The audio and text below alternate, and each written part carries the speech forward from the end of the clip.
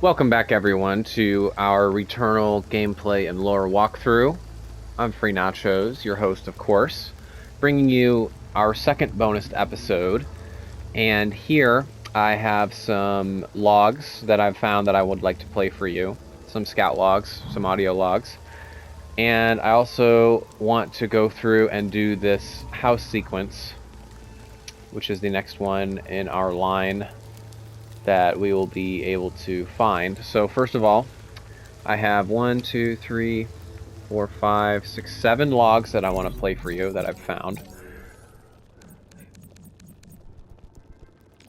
So we have Extinct Civilization, Doorway, or Glory Crossed.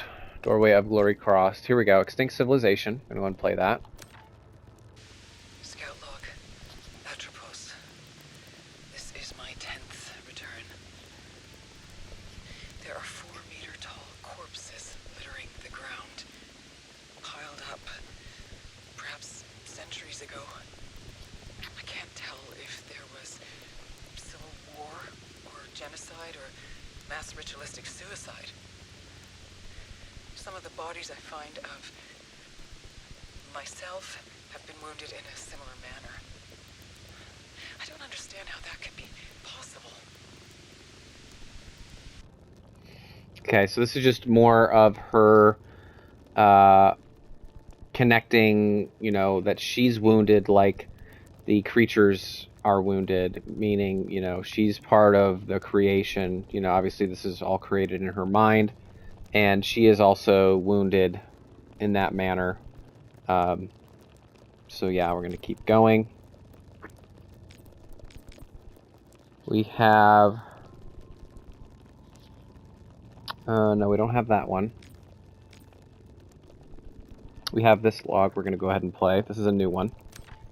The living sentients out in the desert are not the only widespread life forms I've become familiar with. The parasites are everywhere. They strengthen and also weaken me. Yet knowing that, I find myself compelled to attach them to my body. Okay. So more lore about the parasites. We're going to go ahead and play this audio log as well. This is new. Strange after images. There are strange psychological encounters I've had with what can only be described as visual echoes of previous deaths. At first I avoided them, but I needed to know. When I follow these echoes, they lead to a corpse. I don't feel surprised anymore. Now it's a clinical choice. Repurpose their equipment or avenge them. That's more so about the option you have when you find those echoes of other human players. You get to, if you'd like to salvage them, you can, but you could also avenge them and get ether, basically by fighting a boss. So there's really no lore there. It's just more like a gameplay mechanic focused log. But in any case, it is important. We're going to go ahead and play Hostile Life. This is a new audio log I found as well. The variety of dangerous fauna on this world is beyond anything I've previously experienced. I hate to use the term, but it feels mythic. It's impossible not to think of my books. Hydras, gorgons, and other monsters returning to life. So we know Selene has a deep interest in Greek mythology. She has a lot of books indicating that fact in her house. When we go in her house in a moment to do that section, you'll see a lot of books like that in her house. So, basically what she's done is retreated into her mind and brought those things of myth to life in her own mind. So I think that's what that's all about. Let's keep going. We only have a couple more. This is one of the new ones. Despite the destruction throughout this area, the buildings have mostly withstood time's erosion. Whatever the reasons for the conflict, it would appear that this was the high watermark of mutual annihilation. I almost wish I could go back. If only to experience their society across the planet before it collapsed under its own weight. Okay.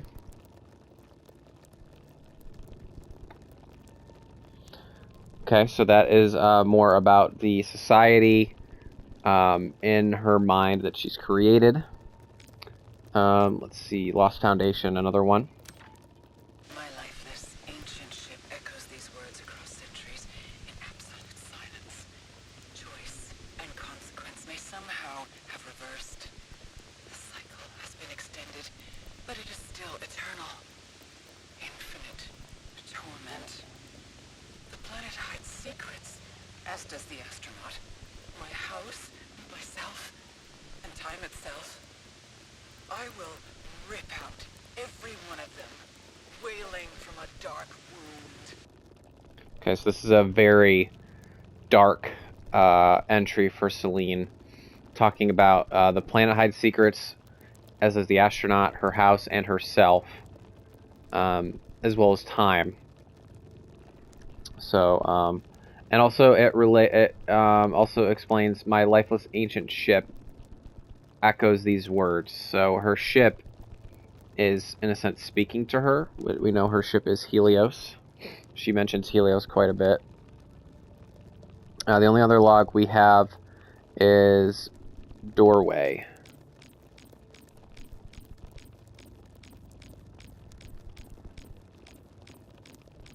This one here. Doorway of Glory crossed. Suffocating memories. House key rusted with regrets. I slot it into the lock and turn. The door opens. Okay. Suffocating memories. Okay. We know that she was underwater drowning with her mother. That's one of the dreaded memories and traumas of her past. So that's suffocating memories. House key rusted. Okay, so her old house key rusted with regrets. So she regrets. There's something about her past that she regrets.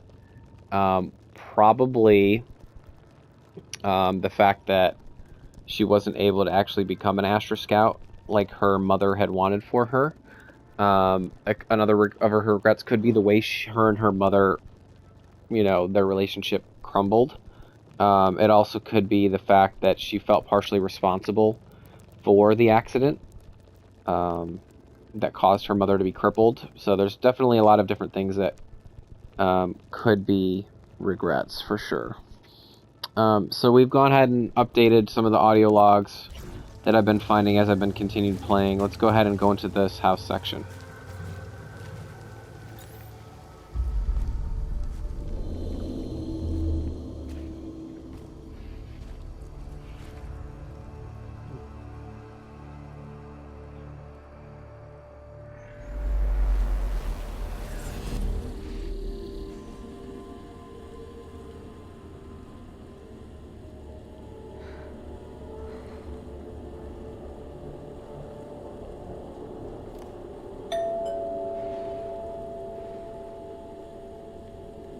I'll save this for later. Okay, so now we see. To play quietly. So now we are Selene as a child. This is her room. A lot of the childhood items that we find throughout the game are here. We have the spaceship. We have the astronaut figurine. We also have a walkie-talkie here. And some other items. You saw she was wearing her watch.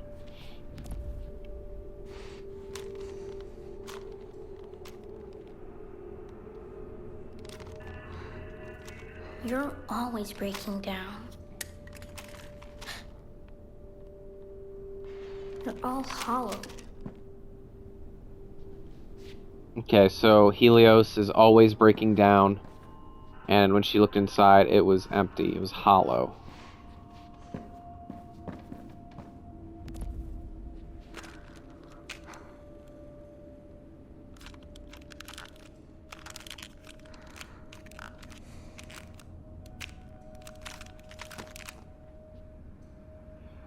Okay, so clearly she has an interest in being an astronaut.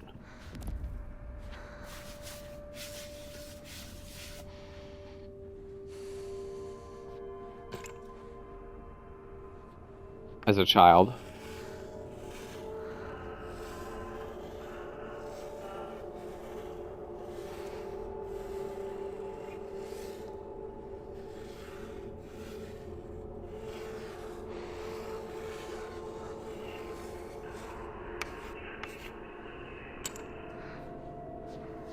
Okay, this is Octopus, similar to the one that she played with as a child. And, we do get a lot of her talking about tentacles pulling her down. Attention, attention. This is Captain Diverdown. Are you ready to submerge? Over.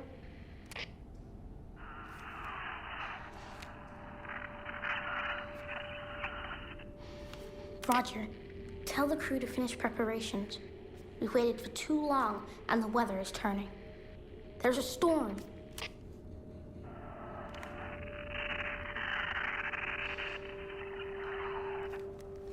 This is an order. We have to get away from here as soon as possible.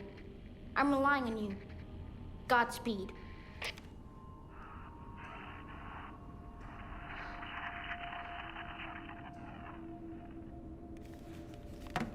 Okay, again, talking about going deep down.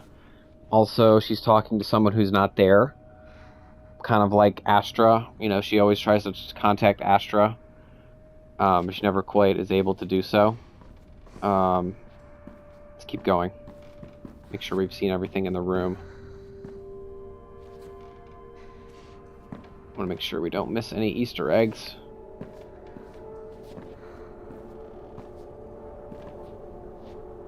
Okay, Pluto.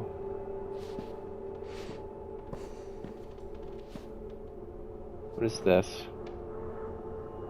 Okay, that's nothing.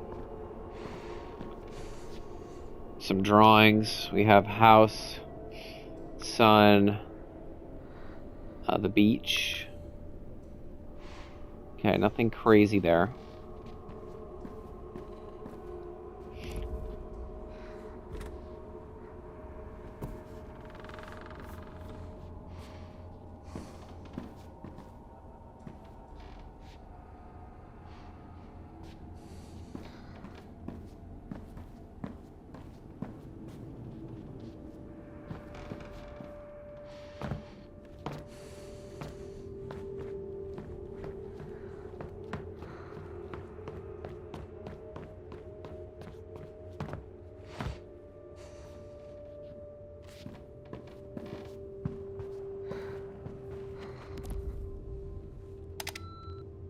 Hi, sweetheart. I'm not coming home. But I left your favorite dinner lying at the bottom of the refrigerator, okay? If you heat it up for 8 minutes and 36 seconds, everything will be just fine. Just fine. Just fine. Just fine. See you soon.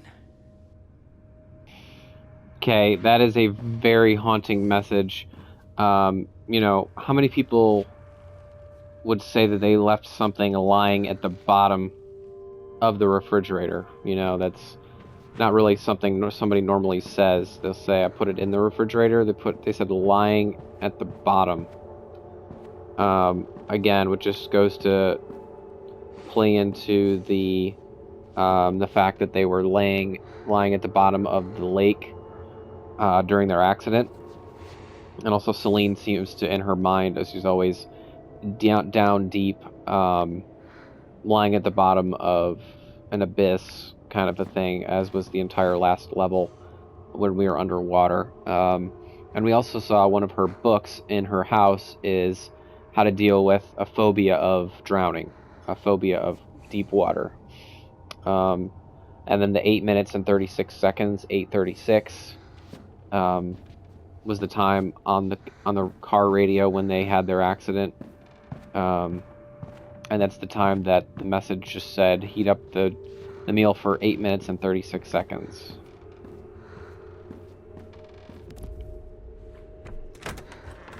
It's very creepy, very haunting.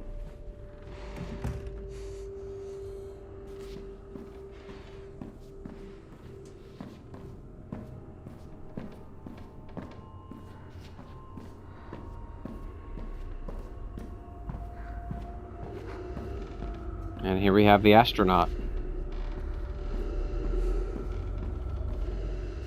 Looks like it's possibly reading the book that Selene was reading. It's difficult to make out what is written on the pages. Let me get really close to my TV to see if I can read it. In the days of the old gods and goddesses and demigods and demigoddesses. It's a very good night throughout yes, it was beautiful when a select few decided to have a wonderful picnic of ambrosia. Before it went extinct forever, they finally noticed they had crossed but it was a happy moment, and none could get in the way of that. And the centaurs brought a very interesting proposition. Icar and the good night was glowing glacier blue all along the walls of Olympus, the trumpets sounding out, "Come here, the festival has come." Afterwards, in the days of the old gods and goddesses. It's just on repeat. Yeah, it's just on repeat.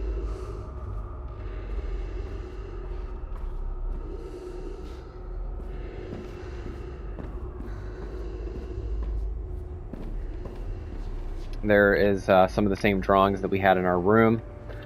The note: Friday cake ingredients: 1 bite-sized brownies, 2 angel food cake, 3 strawberries, 4 Limehouse chocolate dip skewers. Be happy. And then again, we have a image of a snake eating its own tail in a cycle. 836.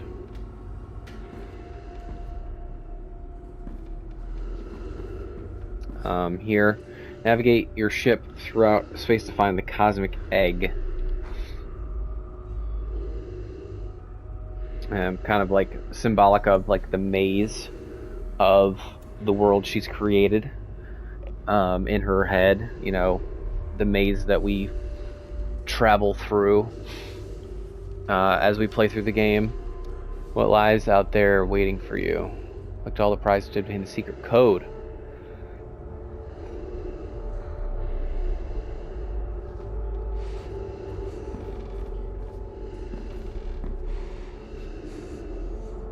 Space Madness comics.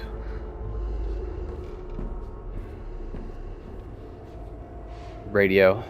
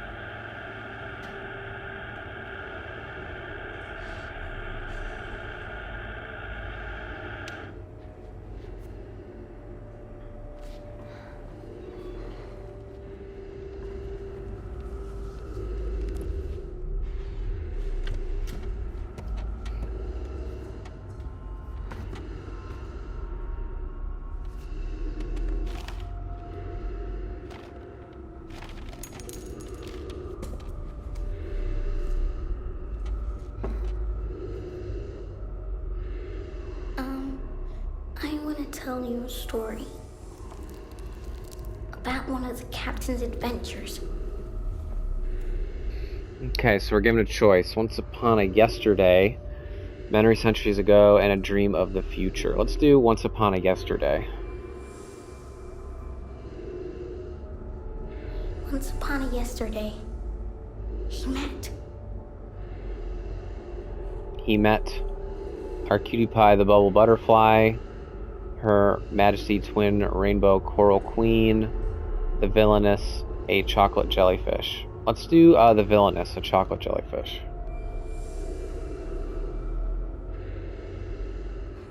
The villainess, a chocolate jellyfish. And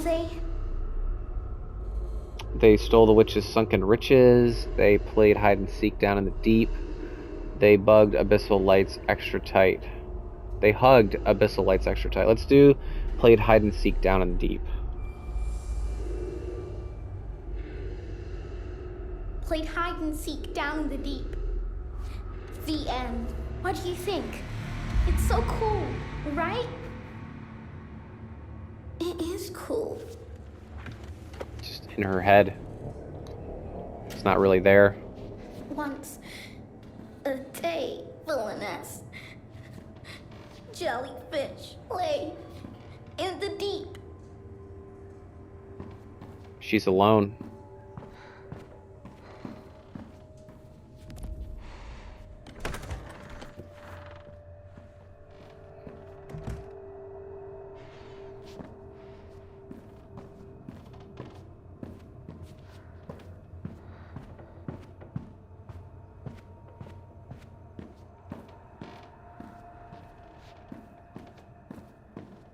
Sad.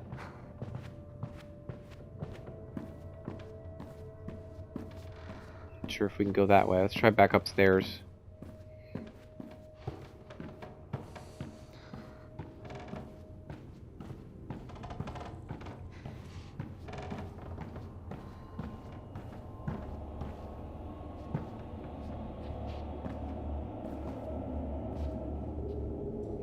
Yeah, again, that's the image. The image of the creature she saw under the water in her nightmares.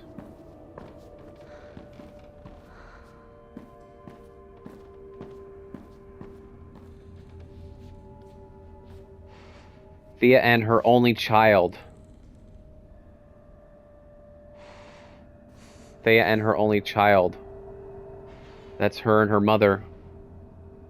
I've never seen that book before.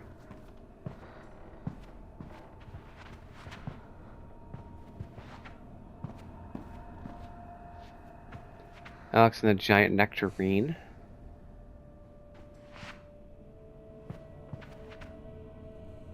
Astronomy.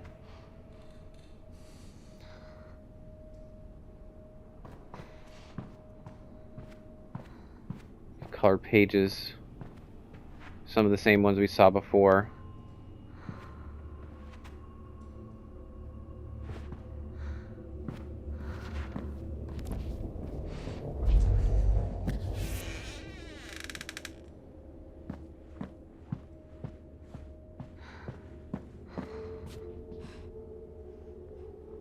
Otto!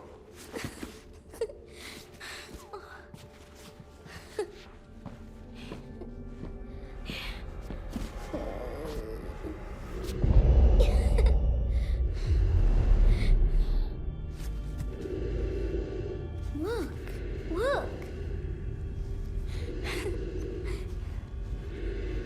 Look. Look. It's Otto.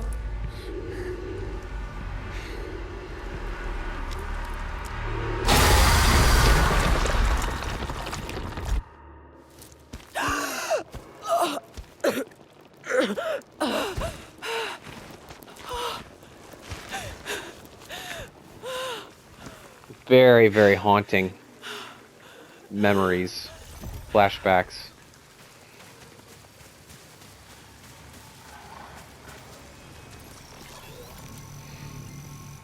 And there's the walkie, two-way radio. It seems to create a positive relationship between ether and protection.